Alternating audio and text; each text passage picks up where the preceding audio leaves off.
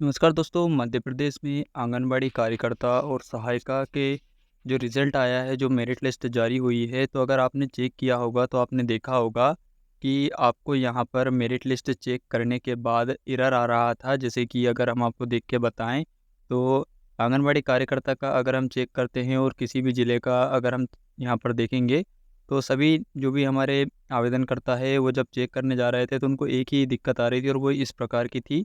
जो उनको एरर आ रहा था वो है merit is not published yet. तो साथियों, आज हम आपको इस वीडियो में बताने वाले हैं कि प्रदेश के कौन-कौन से ऐसे ज़िले हैं जहाँ पर मेरिट लिस्ट प्रकाशित हो चुकी है और कैसे आप अपना नाम उसमें देख पाएँगे। तो देखिए, अभी हम आपको फिर से होम पेज पर जाते हैं और एक बार फिर से यहाँ पर मेरिट लिस्ट चेक करके बताते हैं कि किस प्रकार से मेरिट लिस्ट जारी की गई है, क्योंकि मध्य प्रदेश के अधिकांश ज़िले ऐसे हैं जिनमें मेरिट लिस्ट आ चुकी है। देखिए, अगर आपने कार्यकर्ता के लिए आवेदन फॉर्म जमा किया है तो आपको शायद थोड़ा और इंतज़ार करना पड़ सकता है। लेकिन यदि आपने सहायिका के लिए आवेदन फॉर्म जमा किया था, क्योंकि सहायिका की और कार्यकर्ता की दोनों अलग-अलग लिस्ट यहाँ पर जारी की गई है। तो अगर आप सहायिका वाले बटन पर क्लिक करते हैं और जिन बहनों ने सहायिका के पदों के लिए आवेदन किया है, तो यहाँ पर आप सहायिका वाले जैसा हम आपको चेक करके बताते हैं। अभी हम आपको देवास ज़िले का चेक करके बताते हैं, क्योंकि देवास ज़िले में सूची जारी हो चुकी है। तो यहाँ पर देवास ज़िले में हम आते हैं और आपको बताते हैं। तो यहाँ आप देखेंगे, तो यहाँ आपको देखने को मिल जाएगा मेरिट लिस्ट, मेरिट सूची देखें बटन पर जैसे ही क्लिक करते हैं, तो ये देखिए यहाँ पर सूची जारी हो चुकी है। ये देखिए दोस्तों, यहाँ पर सूची जारी हो गई है, ये देखिए। अब चलिए, लिस्ट में आपको क्या-क्या चीज़ें देखने को मिलती है हम बता देते हैं। तो सबसे पहले तो आपको रैंक दिखाई देगी। पहला पॉइंट आपको लिस्ट में दिखता है रैंक, यानी कि आपकी कितनी रैंक लगी है। तो यहाँ पर माधुरी मीणा करके कोई आवेदिका है जिसको पहली रैंक लगी है। तो चलिए, इसको पहली रैंक कैसे लगी इसके बारे में हम जानकारी ले लेते हैं। तो फर्स्ट ऑफ ऑल यहाँ पर आंगनबाड़ी केंद्र का नाम आएगा, जिस भी आंगनबाड़ी केंद्र को आप सिलेक्ट करेंगे वो यहाँ पर दिखाई देगा। उसके बाद आपको ये दिखाई देगा आवेदन क्रमांक, फिर आवेदिका का नाम और उसके बाद दिखाई देगा जन्म तिथि। यहाँ अगला ऑप्शन होता है कैटेगरी का, अन्य पिछड़ा वर्ग है।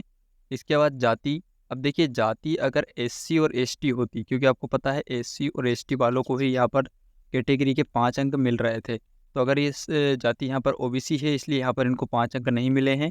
हम अगर किसी और अन्य जाति का देखें तो यहाँ पर अन्य जाति वालों ने, हाँ यहाँ देखिए, अनुसूचित जनजाति से एक आवेदन प्राप्त हुआ था यहाँ पर, तो इनके अनुसूचित जनजाति के 5 पॉइंट यहाँ पर मिले हैं। तो आप यहाँ पर देख सकते हैं, अगर आप एससी एसटी से हैं तो आपको जाति के 5 पॉइंट यहाँ पर दिए गए हैं। इसके बाद जो रैंक फर्स्ट पे है उसका बीपीएल कार्ड भी अवेलेबल था। तो यहाँ पर आप देखेंगे बीपीएल पूर्व जानकारी, तो यहाँ पर बीपीएल कार्ड अवेलेबल था, तो इनको बीपीएल के भी 5 अंक दिए गए हैं। यहाँ पर देख सकते हैं बीपीएल के 5 अंक मिले हैं। अगर आप इनके पास बीपीएल कार्ड नहीं होता दोस्तों, तो इनको अंक नहीं मिलते। जैसे कि यहाँ पर नीचे तीसरे नंबर पर एक आवेदिका है किरण, जिनका नाम है, उनके पास बीपीएल कार्ड नहीं था, तो इनको 5 अंक बीपीएल कार्ड के नहीं मिले हैं। ठीक है, इसके बाद अगला आता है वैवाहिक स्थिति। तो सभी को वैवाहिक स्थिति का पॉइंट नहीं मिलने वाला है, तो इसको हम चाहें तो किसी भी तरीके से अपडेट कर सकते हैं। ठीक है, इसके बाद आयु से भी कोई मतलब नहीं है।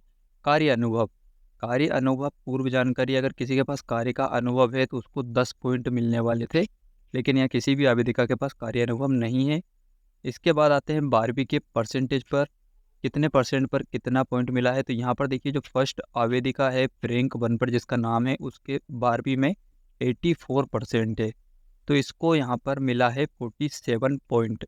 जैसा कि हमने हमारे पिछले वीडियोस में भी बताया था आपको कि यहाँ पर 12वीं के परसेंटेज अगर किसी भी महिला के 40% से अधिक होंगे, 40% से अधिक अगर परसेंटेज है आपके, तो यहाँ पर आपको सीधे सीधे 25 पॉइंट मिलने वाले थे। ठीक है, इसके बाद ये बात बताई गई थी, हमने आपको पिछले वीडियोस में भी बताया है।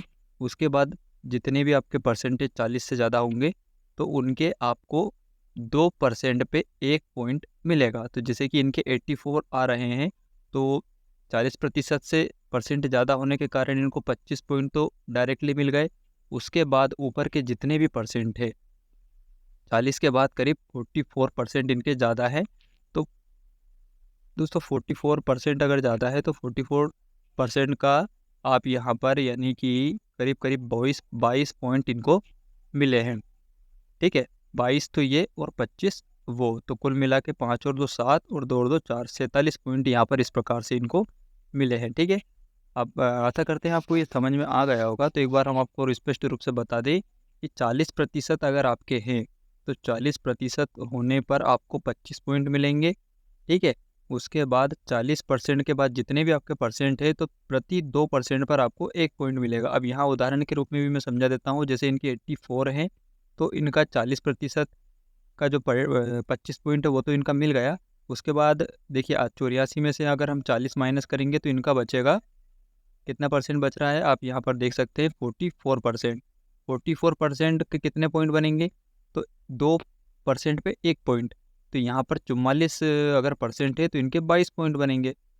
तो इनके टोटल पॉइंट कितने हो गए, 25 और 22 कुल मिला के 47। तो इस प्रकार अब देखिए यहाँ पर इन्होंने कितने पॉइंट दे रखे हैं, 47 पॉइंट यहाँ पर इनको मिल चुके हैं।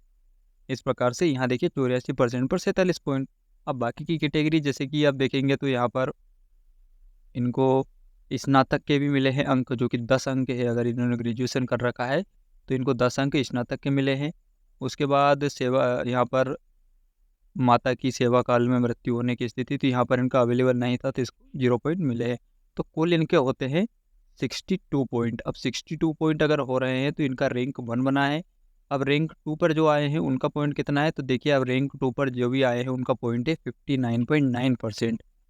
तो यहाँ पर आप देखेंगे 59.9 कैसे बन रहे हैं, तो इसका भी हम इनके 12th में परसेंट थे 79.8%, तो इनके पॉइंट बने 44.9%। अब ये